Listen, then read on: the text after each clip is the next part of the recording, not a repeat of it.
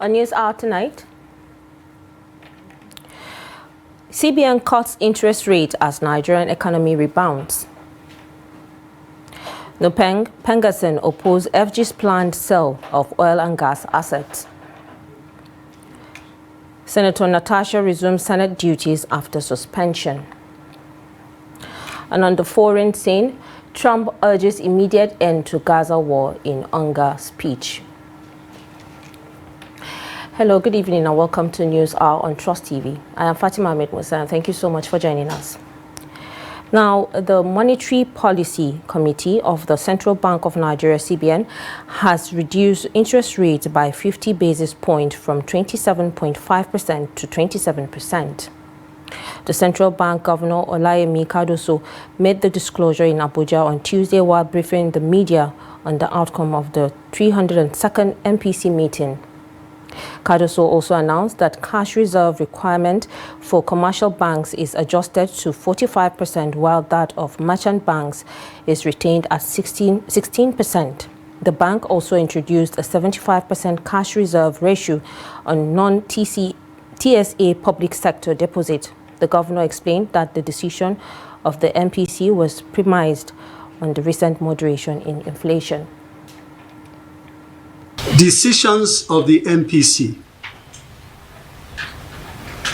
The committee decided as follows. 1. Reduce the monetary policy rate MPR by 50 basis points to 27%. 2.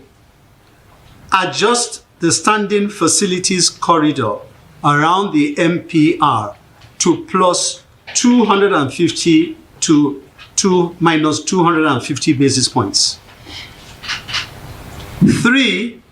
Adjust the cash reserve requirement, CRR, for commercial banks to 45% while retaining that of merchant banks at 16%. Also, to introduce a 75% CRR on non-TSA public sector deposits. Now joining us via Zoom to discuss this is economic expert Dr. Aliyu Ilyas. Good evening and thank you so much for joining us. Good evening. Thank you for having me. All right, so can you tell us what the implications of the CBN's decision to cut the monetary policy rate to 27% on the Nigerian economy is? Right, I think it's a good one that they are cutting it. That simply means they are sensitive to what is happening in the economy. Because even for me, I was thinking it would be 25% basis, because it's interesting that we saw 50% basis. So I think the first thing is that reduction would have helped the economy to grow, because before it appeared they are sacrificing the growth of the economy because of the inflation reduction. So I think it's a good one that by now they have actually reduced it. It will help small businesses, manufacturing sector to access more loan at a lower interest rate, even though it is marginal. Well, it is marginal simply because they're also sensitive to portfolio investors, because we have had some level of stability in our foreign exchange. We have had growth in GDP. These factors also is a factor that is because of the level of interest. So most of those financial investors, especially in the financial sector, are coming because of the high interest rate. So if you remove it, if you reduce it beyond 27%, they may also want to go away and inflation may return again. So it's a good one that they did a marginal reduction of 50 basis points. Okay, so how will this reduction affect borrowing costs for businesses and individuals?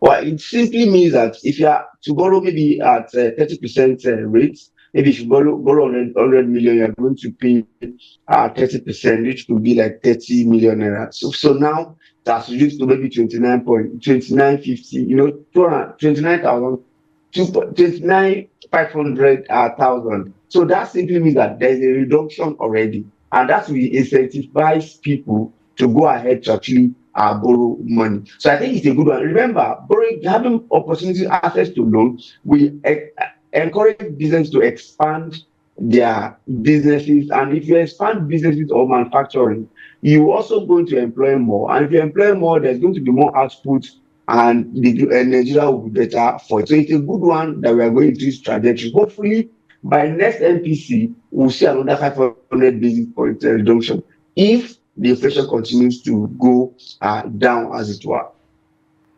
All right, so how can the sustained disinflation trend be maintained in the face of persistent fiscal releases and excess liquidity?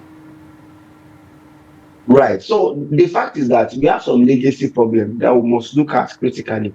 Because if you have inflation going down and you don't solve the problem of insecurity, you don't solve the problem of supply chain, it may bounce back. And if it bounces back, it will also affect the NPR. So we must make sure that this legacy problem will solve it outrightly. And we must also make sure that we take advantage of downward trend of forex in foreign exchange in Nigeria. So it's very key that we take advantage of it. So if you can take advantage of it, continue to maintain stability or perhaps a further reduction. If you look at the value of naira to dollar, we are doing well at 1,490, 1,485, which is a good one. So we must make sure that we sustain that so that hopefully by next MPC, we can also see further reduction in NPR.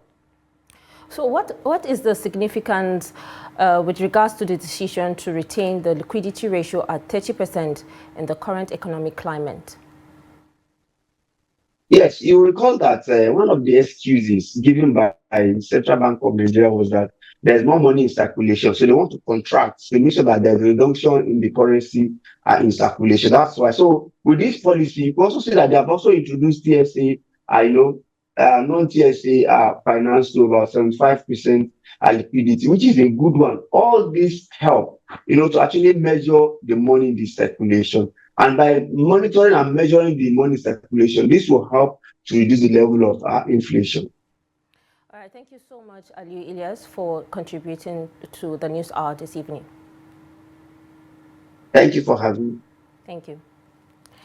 Now, Nigeria's external reserves climbed to their strongest level in 6 years, crossing the $42 billion mark for the first time since September 2019. Latest data from the Central Bank of Nigeria shows that reserves stood at $42.03 billion on September 19, 2025, presenting a significant rebound from earlier lows this year and providing renewed optimism for the nation's foreign exchange stability. The latest figure marks a new 72-month peak and underscores the steady improvement in Nigeria's reserve position since July, when the stock fell to its lowest point in 2025, compared with the $41.99 billion recorded a day earlier. The September 19th figure reflects an increase of $40 million. It also represents a substantial gain from the $41.42 billion level recorded at the beginning of September. The last time Nigeria's reserves were higher was on September 26, 2019, when they reached $42.05 billion. Since then, reserves have faced significant pressure from falling oil prices, capital flow reversal, rising import demand, and foreign exchange market interventions. And now, the Nigerian Union of Petroleum and Natural Gas Workers, NUPENG, and the Petroleum and Natural Gas Senior Staff Association of Nigeria, PENGASSEN, have opposed the federal government's plan to sell its stake in joint venture oil assets. The two oil unions also condemned in strong the proposed amendments to the Petroleum Industry Act. PENGASSEN President Festus Osifo, at a World Joint News Conference in Abuja, said both policies will destabilize the Nigerian National Petroleum Company Limited and put the economy at risk.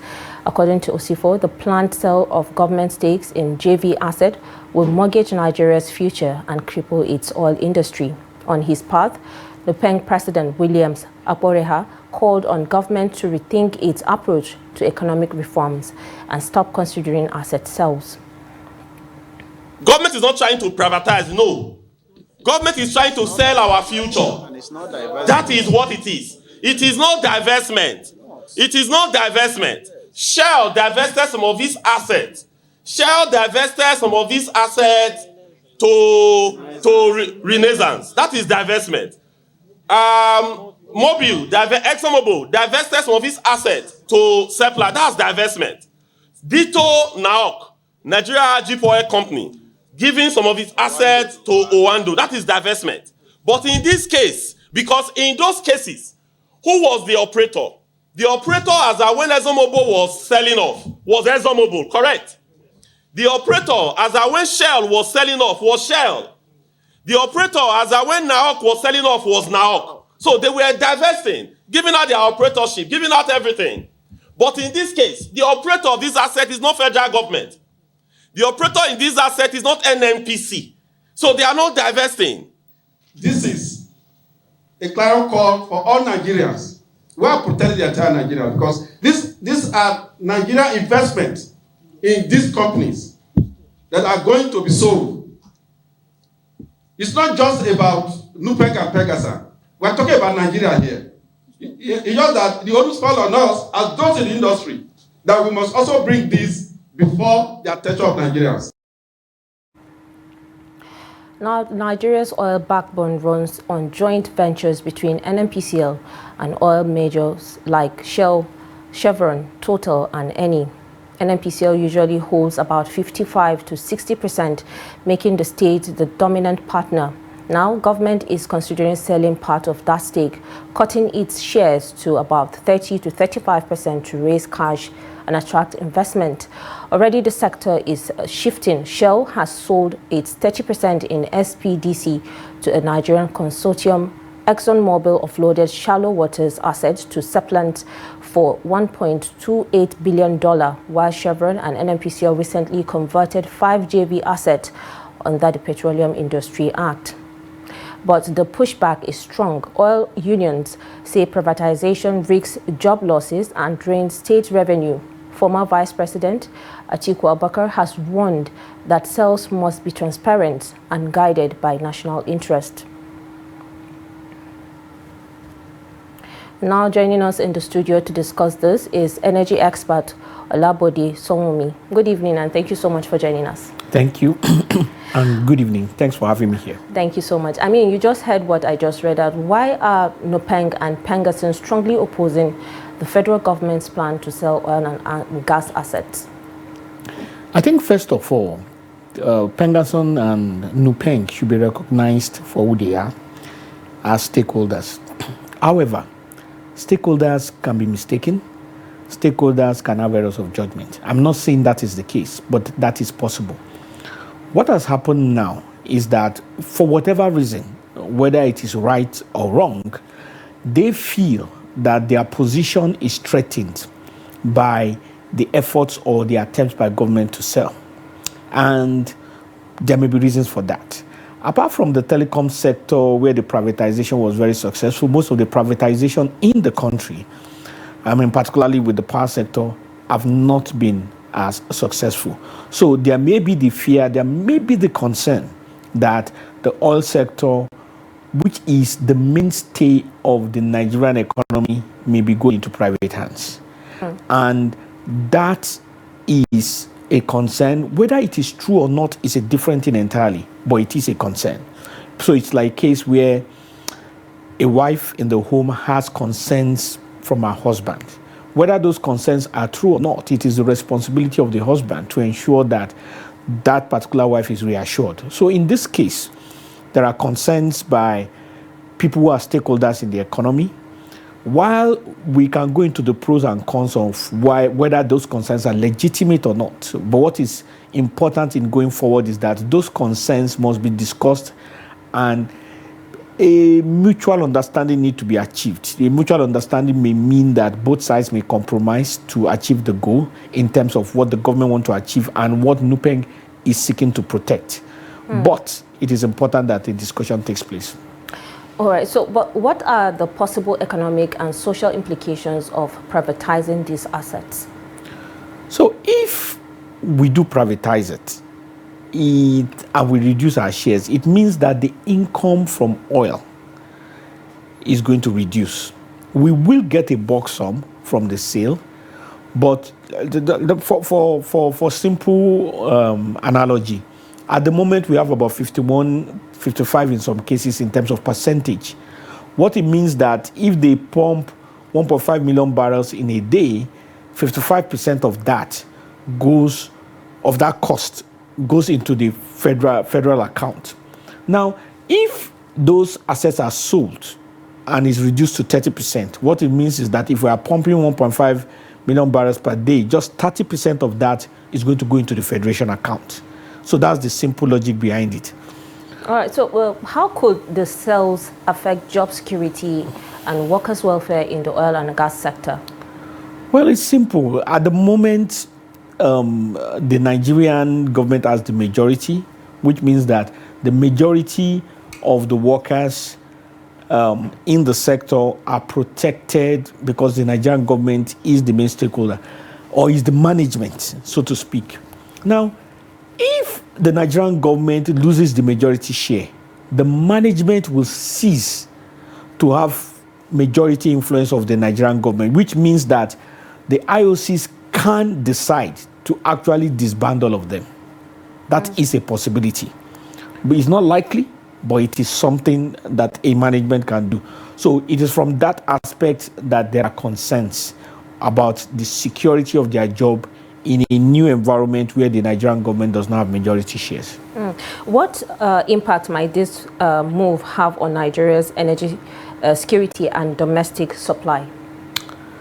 Well, it will be too early to predict, but one of the things it does show is that Nigerians may be forced to think about source of economy outside of the oil and gas industry. In other words, we'll be forced to be creative in other ways, which was the things that happened before the advent of oil. That may take some time, and it may not. But what it does mean is that there will be a time when there will be crisis and people will be forced to look at outside the oil industry. That's basically what that means. All right, thank you so much, energy expert Olabude Sanwomi, for taking out your time to be with us in the studio. The pleasure is all mine. Thank you for having me. Well, the senator representing Kogi Central, Natasha Akpoti-Odogan, has officially resumed her duties at the National Assembly after a 6-month suspension. The lawmaker walked back into the Senate on Tuesday amid cheers and from supporters, waving banners and chanting songs of solidarity. The report. Marching toward the Assembly complex, the group had accompanied her from the FCT High Court, where she appeared in a case of alleged defamation filed against her by the federal government. The suit was instituted on behalf of Senate President Godswill Akpabio and former Kogi State Governor Yahaya Bello. At the National Assembly, her office, located in Suite 205 of the Senate wing, was unsealed earlier on Tuesday. The office was unsealed by the Deputy Director of the Sergeant at Arms, Alabi Adedeji, potentially paving the way for the Kogi Central Senator to return to the Red Chamber when plenary resumes on October 7, 2025. To unseal Senator Natasha Akpoti's office, I, Alabi Adedeji, Deputy Director, Sergeant at Arms, hereby unseal the office.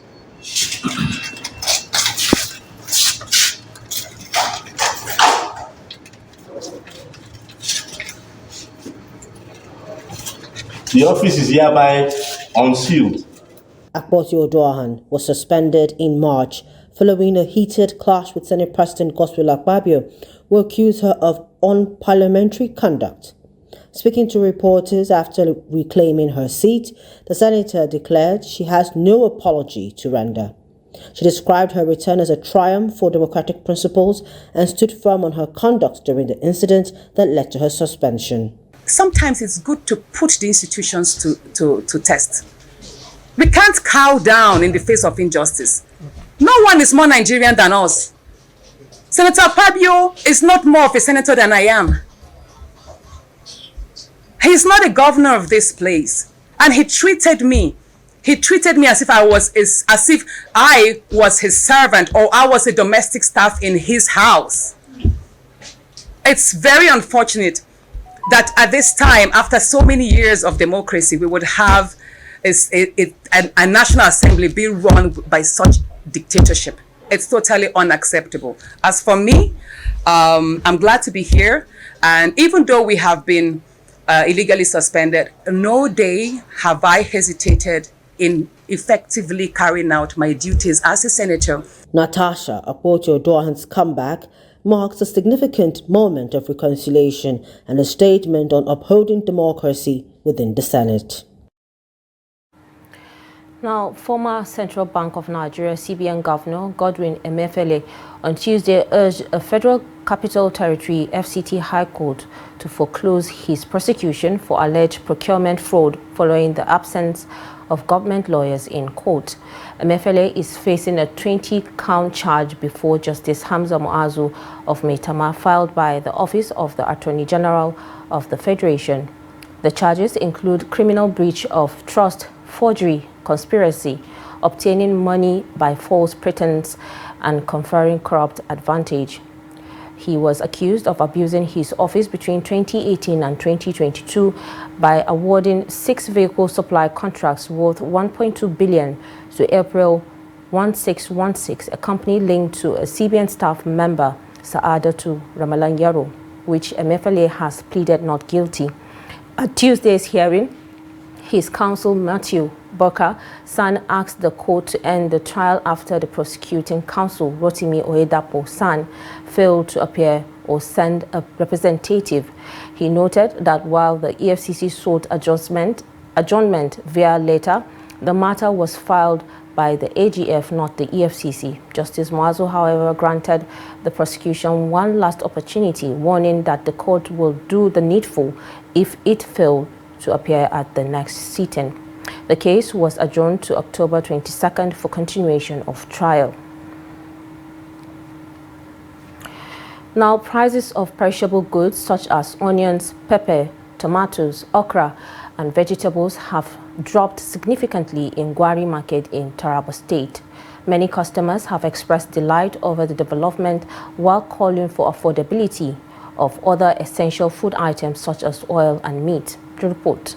Our visit to Gwari Market confirmed the trend, as our cameras captured heavy trucks and vehicles offloading large quantities of perishable goods brought from within and outside the state.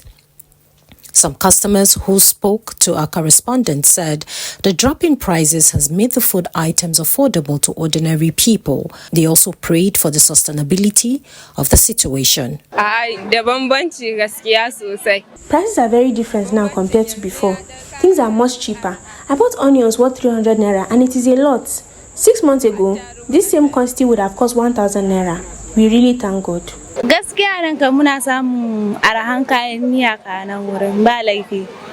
came to buy pepper and onions. The goods here are much cheaper compared to the market. 6 months ago, 500 naira worth of pepper was not enough to cook a meal. But today, even 200 naira worth of pepper can be too much for a single meal. It's cheaper than market. Okay. You know, here they bring it in bulk. Okay. Yeah, so it's cheaper than market. No, for now, it's very cheaper compared to the other time that we were buying it. Look at now. You look at this one, 225. This one, before it was 6,000. You understand? This one, 30,000. Then, so you cannot compare it. This is my first time coming here. My neighbor advised me to try this place because the prices are much cheaper than in the main market. Taraba resident dealers at the market also confirmed the sharp price drop.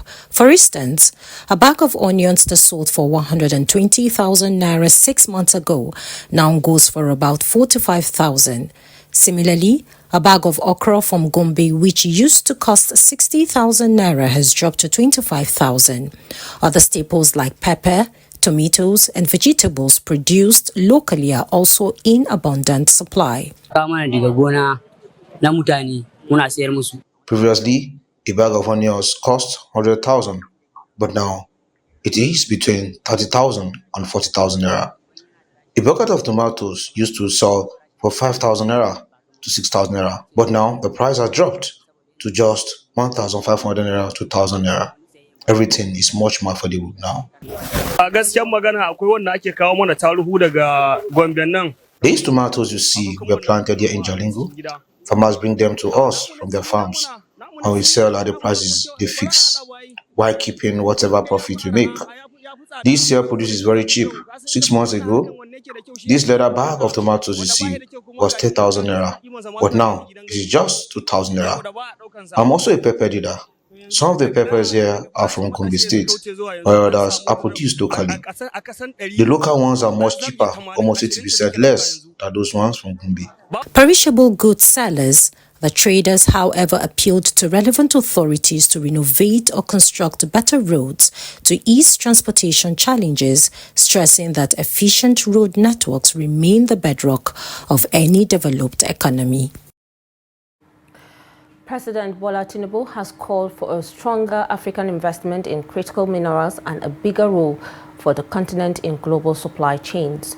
The president, who made the call at the 80th United Nations General Assembly in New York, urged African nations to climb the value chain by processing resources locally, ending what he described as a ignoble cycle of exporting raw materials and importing finished goods. Represented by Vice President Kashim Shettima, Tinubu also highlighted initiatives like the African Minerals and Energy Resources Classification and the Pan-African Resource Reporting Code, saying they will help Africans own and standardize data about their resources. Tinubu stressed that Africa must finance its own future using sovereign funds, blended vehicles and innovative tools like African Mineral Token. He called on sovereign wealth funds, private partners and development allies to join in rewriting the continent's mineral economy. First, we must take the bull by the horns in financing our future. Never again shall we wait for capital to trickle in. With sovereign funds, blended vehicles and innovation tools like the African Mineral Token, Africa shall finance Africa. To safeguard this sovereignty, we must guard our cobalt, lithium, graphite, gold, and rare earth, not as fragmented states but as one continental bloc, wielding collective power in global supply chains. Your presence here is critical to building an industrialized African mining sector capable of meeting global demands. Your Excellencies, distinguished ladies and gentlemen, the promise of this roundtable must go beyond the glamour of New York City. Today, let us speak with one voice, act with one strategy, and commit with one resolve to reimagine Africa not as a warehouse of raw materials, but as a workshop of value creation. You're still watching News Hour on Trust TV. Coming up, Lagos resident urge employers to treat staff fairly. The summer will return. To stay with us. Welcome back. If you're just joining, this is News Hour on Trust TV. In case you missed it, here's a recap of our top stories again. We told you that CBN cuts interest rate as Nigerian economy rebounds. And Nupeng Pengason opposed FG's planned sale of oil and gas asset. Moving on. The Nigerian National Petroleum Company Limited, NNPCL, through its new Chief Corporate Communications Officer, Andy Ode, has assured the Media Trust Group owners of Daily Trust, Trust TV, Trust Radio, Armenia, and Teen Trust of full access to information whenever required. This assurance was given during a courtesy visit to the Media Trust Group headquarters in Abuja, aimed at strengthening the existing partnership between the two organizations.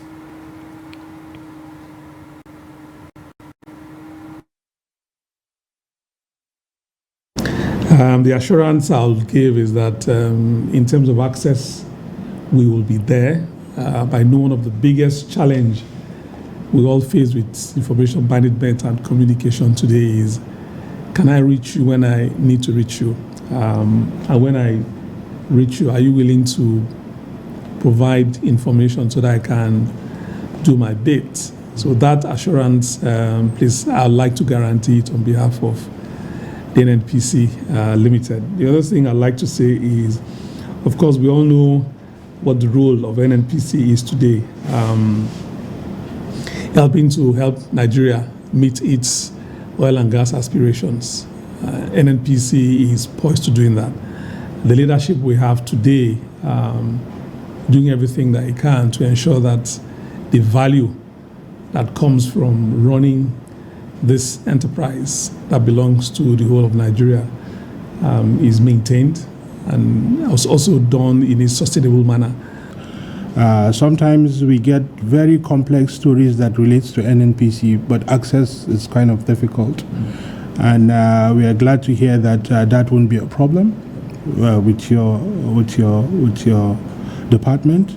And hopefully when our colleagues reach out, you open those doors for them. And we'll continue to also, beyond the storytelling, find ways of supporting each other in terms of business, as we have different platforms right now apart from the paper. Those young platforms are quite young, but they are also doing very well. They have an extensive reach, and hopefully our teams will be sharing our metrics and our data with you so that you see how well you're doing and how you can explore them to reach more Nigerians and inform them about what you're doing. Now, behind Nigeria's economy lies the silent struggle of workers across different sectors. From civil servants to corporate professionals and factory workers, challenges such as rising cost of living, delayed salaries and poor working conditions remain common. As the economy falters, many employees work extra hours without fair pay or compensation for fear of losing their jobs. Speaking with Lagos residents, many stressed the need for organizations to do better in the area of workers' welfare. The report. In Nigeria's busy workplaces, the story of many workers is not simply about earning a living. It is about enduring silent struggles that keep organizations running. Behind the scenes, thousands of employees, particularly contract staff and freelancers, face unfair treatment, delayed salaries, stagnant wages, and unresolved complaints. One of the most frustrating realities is the persistent delay in salary payments. In several organizations, workers are forced to wait until the 10th or 15th of the following month before receiving wages for the previous one. Lagos residents expressed frustration over these conditions, noting that many workers carry the identity card of the companies but are still denied fair treatment. We are giving you an ID card, and before that ID card is given, I'm sure if you look at the contract, it still stipulates it in that contract that the fact that you are probably given an ID card does not automatically make you, so I'm sure that these clauses preclude, so it still boils down to the same thing because there's no system.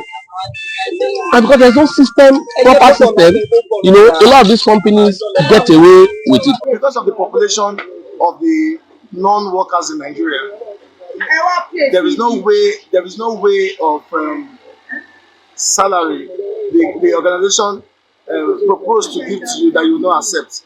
Because before you could be able to get that job, it takes thousands of months and years before you could be able to get a job. So there's no way. We Nigerians are just looking for a way of finding something to do. We just want to work. We're not even looking at. There are some people that even their salary are just the transportation for a month. Bad employers, if I'm allowed to use that term, try to find a way to not pay benefits to people who meet up the targets, because they are aware. Let's say my salary is 60,000 and the contract says that if I meet up my target and above it, I should get, let's say, extra 10,000 or extra 20,000, right? And that's making 70. So in order to not pay that money, right, they find a way to say you didn't meet the required, the audit was not properly done or whatever. They just try to, the whole idea is to come up with whatever reasons to make sure that you don't get paid that money. It is wrong. Companies, they should do more better in the aspect of because the scouts, they are the machine of their organization. They are the machine. Without them, yes, they are after customers. Yes, every company is being created for the benefit for a profit reason. No, when you work, you labor from 8 to 6. You are being given no stipend that cannot even reach you to transport yourself to office for a month. So the company owners should look into this. For Nigerian workers, the struggles may be silent, but they often reduce productivity and morale. Hence, fair pay, timely salaries, and conducive working conditions are essential to freeing Nigerian workers from silent suffering. Now, across Kano State, students have been celebrating their success in the recently released 2025 NECO results. The achievement, which has sparked excitement, is also raising questions about what made it possible and how the performance can be sustained. To report. For days, Kano has dominated headlines after the release of the 2025 NECO Senior Secondary School Certificate Examination results. The state posted its best performance yet, topping the national table in several key areas. Leadership, funding, infrastructure, teaching conditions, and favorable policies are always seen as drivers of success in the education sector. On assuming office in 2023, Governor Abba Kabir Yusuf declared a state of emergency in the education sector. He backed this up by allocating an unprecedented 31% of the state's annual budget to education.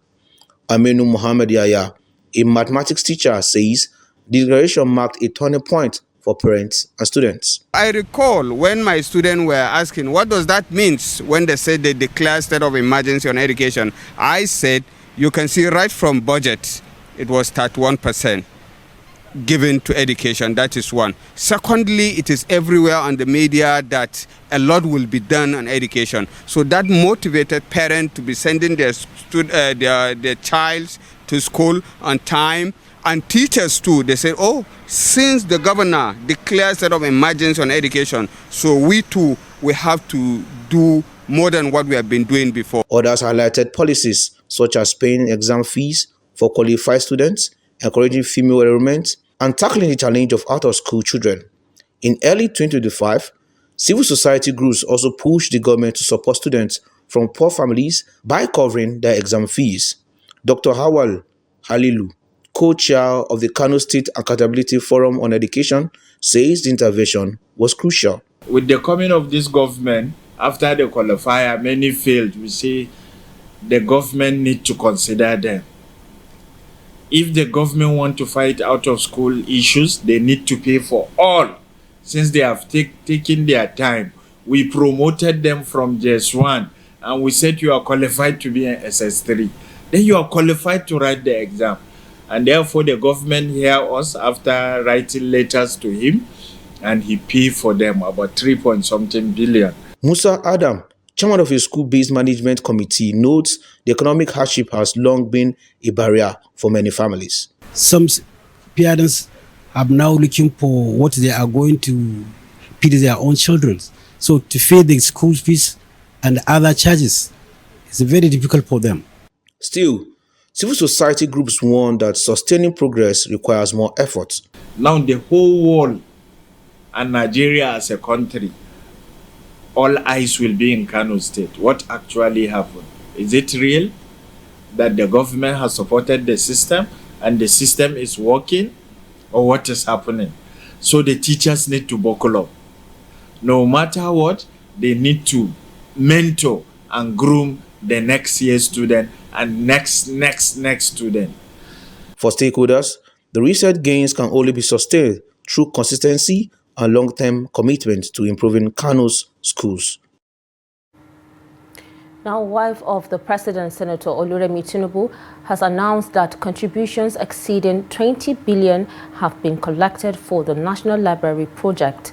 She said this was achieved through the Oluremi Tinubu at 65 Fund, a special initiative launched to commemorate her 65th birthday to channel public goodwill into a lasting legacy for Nigeria. The First Lady disclosed this during an interactive session with the State House correspondent at the Presidential Villa in Abuja. Mrs. Tinubu had encouraged Nigerians to forego sending personal gifts or publishing celebratory messages in newspapers television or on radio. Instead, she called for donations to support the construction of a state-of-the-art National Library, which, according to her, is envisioned as a beacon of knowledge and cultural preservation for future generations. She said response from individuals, organizations, and communities across the nation have been overwhelming, with the funds amassing over 20 billion in a short period. Speaking on her intentions, the First Lady emphasized that her efforts are driven by a deep sense of duty and patriotism, not political ambition. Residents and business owners along the popular Okaka Road in Yenagoa are calling for urgent government intervention over its deplorable condition. They say the road has become a nightmare, crippling business and cutting people off from essential movement. With key facilities such as Nigeria Correctional Center located in the area, they believe the road should not have been allowed to deteriorate this badly. Trust TV's Friday Ebumobwe Peters reports. For shop owners like Mr. Nimibo Fapol and Mrs. Betty, Azikwe Okaka Road has become more of a burden than a blessing. They complain that customers hardly come around because of the bad road, resulting in low sales and difficulty in renewing shop rents, while government taxes still roll in. This road is really affecting our business in this environment, to a point where to even have money to pay our rents as a bill, we can't even pay. And this is a government road where different kind of people come in day and night, but because of the bad spot of this road, they can't come to patronize our businesses. At least let our business be growing so we can pay revenue. How can you pay revenue when you are not seeing the income to pay revenue, and they will tax people will come and disturb you in your business place? It's not right. When small rain fall here, we say the whole road don't sink with water. And as it sink with water, customer they even cross come buy market, and it affect me. A day and they sell up to 157. So the road they really affect me well. I'm not growing in the business because of the road. Other residents say whenever it rains, the road becomes completely impassable as tricycles, which are their major means of transport, can't move. Some few days ago, I wanted to go out. There was a downfall. And when I came out, I stood there for more than 20 minutes. I cannot be able to access Keke. Because like the front side where that hotel is, that place is so messed up. And since I came to this environment since 2020, they've walked this road twice.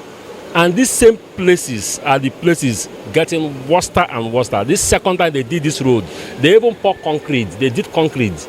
But before we should realize ourselves, the same pothole and everything came up again. To even pass the road sef is a problem. So we should beg the governor to help us to put this road together so that we can enjoy the street. We are selling on this street because of the road, no market. Some people they'll end up passing the other road to go through the town instead of passing here, or they are going through express. But because of the road, they will end up passing the other. So it's affecting us that we are doing business here.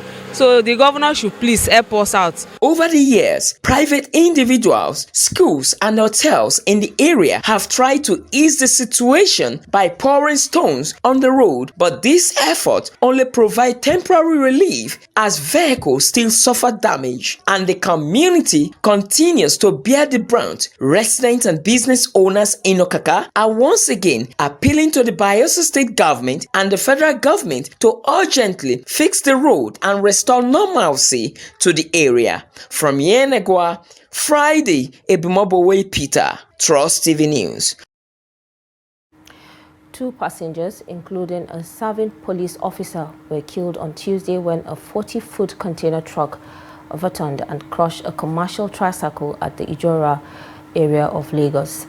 The Lagos State Traffic Management Authority, LASMA, in a statement by its Director of Public Affairs and Enlightenment, Adebayo Taufik, confirmed that the accident occurred along Ijora Causeway, inward Ijora 7-Up.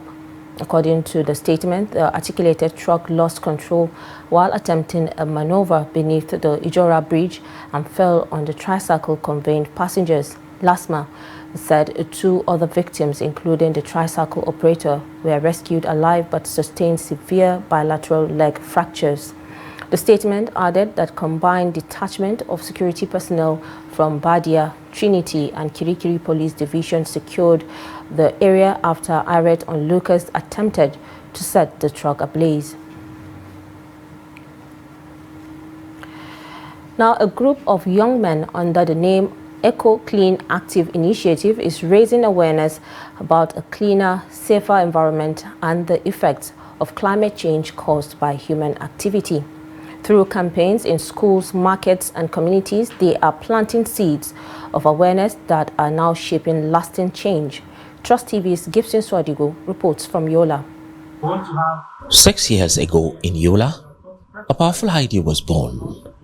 Young people, teachers, families and entire communities uniting to protect the planet.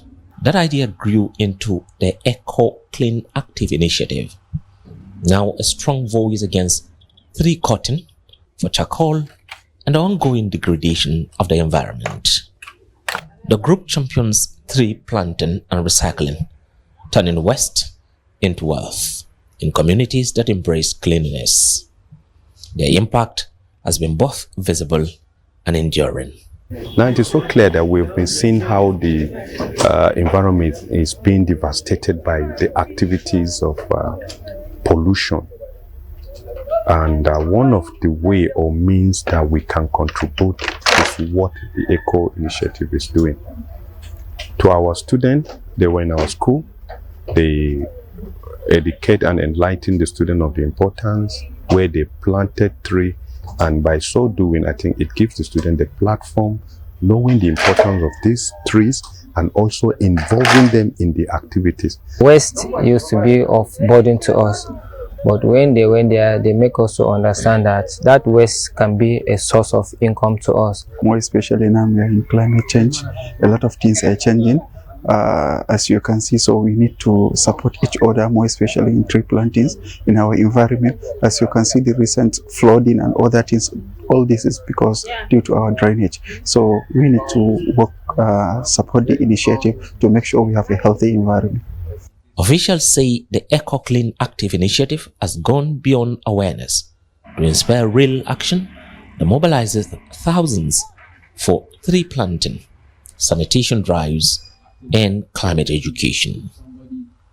Their campaign is in the right direction. Unnecessary waste disposal around, talk about climate change, talk about the initiative for planting trees. In fact, it's a very good development. Here in the States, we have deforestation, we have hot temperature, and these trees will help to address these challenges. Because when we have trees, we have life, we have oxygen around us. So the hot temperature that we have, the deforestation, the climate, the floodings and the rest, this will be addressed by the trees that we have planted so far in the States. Through partnership with local leaders and organizations, the initiative has taken climate change discussions from boardrooms to the streets, making environmental protection a shared responsibility for all. Gibson Soadgo, Trust TV News, Yola. The Kaduna State government, in collaboration with the UBA Ambassadors Network, has distributed free sanitary pads to female students of Ahmadu Bello University, Zaria. The initiative, tagged Pad a Girl, is aimed at promoting menstrual hygiene and encouraging girl-child education by tackling period poverty and stigma. The report. At the flag-off ceremony held at ABU Samari campus, coordinator of the Obasani Ambassadors Network, Sumaya Sani said over 10,000 female students have already benefited. She explained that the plan is to make their intervention a periodic program. Senator Obasani, the governor of Kaduna State, for his visionary leadership and for prioritizing the welfare of students and the empowerment of females in his administration. The Pad the Girl initiative is a true reflection of a government that listens cares, and takes deliberate action to promote dignity, education, and inclusivity. Your Excellency, we remain deeply grateful. Also speaking, the coordinator of the Part A Girl initiative, Dr. Abu Raymond, stressed the importance of improving menstrual health and safeguarding the dignity of young women in schools. Today, we started the launch of Kaduna State Government Part A Girl Child Initiative that is supporting about 40,000 students across all tertiary institutions in Kaduna State. Today, we are in Ahmadu Bello University, where we are supporting more than 10,000 female students in Ahmadu Bello University, Zaria here today, courtesy of the effort of the good leadership of His Excellency, Governor Obasani, CON. Some of the beneficiaries commended Governor Obasani's effort in supporting the education of the girl child in Kaduna State. My governor got the initiative to come do this for the students, especially I as a student of Ahmadu Bello University, Department of Mass Communication. This has benefited a lot of students here today. I wish him all the best because this is a program that is directly assigned to students, not even just students, female students. Some people don't have access to pad, they cannot even buy, they can't afford it. But the governor have student interest at heart by providing this welfareism for us. Organizers say the intervention will not only improve girls' knowledge and confidence around menstrual health, but will also have a direct impact on school attendance and overall academic performance. Now on foreign, United States President Donald Trump has told the United Nations General Assembly that Israel's war on Gaza must stop immediately. Trump also called the recent recognition of Palestinian statehood by several West African countries a reward for Hamas. He reiterated his call for the captives held in Gaza to be returned home. Those who support peace should be united in demanding the release of the captives, he told the leaders gathered for the General Assembly. In contrast, UN Secretary General Antonio Guterres said at a meeting on Sunday at the UN aimed at reviving the two-state solution that statehood for Palestinians is a right, not a reward. We can't forget October 7th, can we? Now, as if to encourage continued conflict, some of this body is seeking to unilaterally recognize a Palestinian state. The rewards would be too great for Hamas terrorists for their atrocities. This would be a reward for these horrible atrocities, including October 7th, even while they refuse to release the hostages or accept a ceasefire. Now it's time for us to join Kabir Lawan for more news on sports.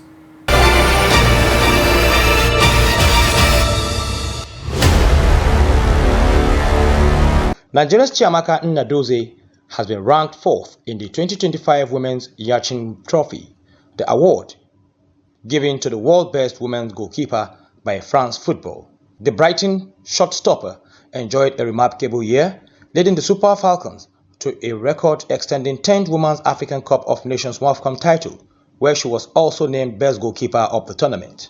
Despite narrowly missing out, Nnadozie's consistent brilliance has seen her recognized among the top 5 goalkeepers in the world, cementing her reputation as one of the most reliable and talented players in her position. Chelsea and England's Hannah Hampton claimed the top spot, with Germany's and Katrin Berger and Spain's Kata Cole finishing 2nd and 3rd respectively, while Dutch goalkeeper Delphine Zandolfler rounded out the top 5. Still on sport news, the Nigerian National League NNL has confirmed October 2025 as the official kick-off month for the 2025 and 2026 season, following a strategic board meeting held on Friday in Asaba Delta State. The board also scheduled the league's annual general meeting for last week as part of the preparatory roadmap for the new campaign. The high-level meeting marked a decisive moment for Nigeria's second tier of football league as it reviewed the just concluded 2024 and 2025 season and laid out the framework to build on its recent progress. The board ratified the qualification of Warri Wolf, Wiki Tourist, Queen Khalifat FC and Barrow FC to the National Premier Football League NPFL, while the NNL also affirmed the relegation of the 8 teams of the Nigerian National League (NLO). The board expressed profound appreciation to Delta State Governor Sheriff Francis Oborowori and the people of Delta State for their warm hospitality and sponsorship of the 2025 NNL promotion playoffs. That's Sport News. I am Kabir Lawal.